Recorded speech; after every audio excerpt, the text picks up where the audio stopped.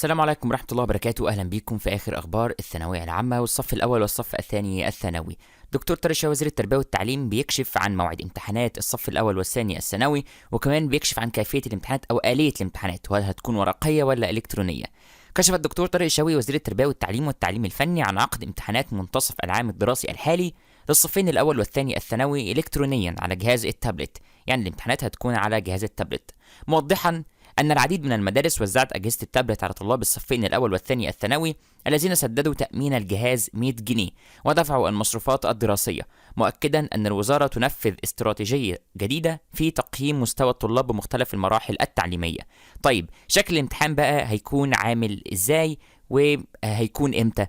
دكتور طارق شوقي قال في تصريحات لجريدة الوطن إن امتحانات منتصف العام الدراسي 2021-22 للصفين الأول والثاني الثانوي ستعقد إلكترونيا 100%، وكمان أكد إنها تبدأ وفق الخريطة الزمنية للعام الدراسي الجديد اللي هي يوم 15 يناير.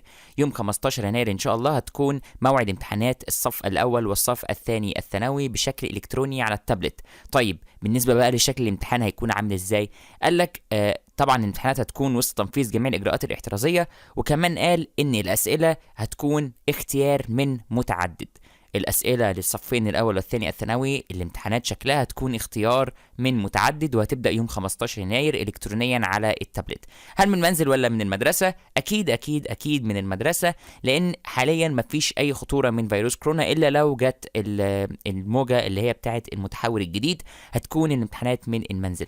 هل هيتم حسبانها ولا لأ، وهيكون في نجاح لجميع الطلاب، ولا هيتم حسبانها ويكون في نجاح ورسوب؟ ده اللي هنعرفه في الأيام القادمة إن شاء الله. فلو عايز تتابع كل جديد ما تنساش انك تشترك وتفعل زر الجرس عشان يوصلك كل ما هو جديد. نشوفكم في فيديوهات واخبار جديده، والسلام عليكم ورحمه الله وبركاته. ولو عندك اي استفسار سيبه لنا في الكومنتس.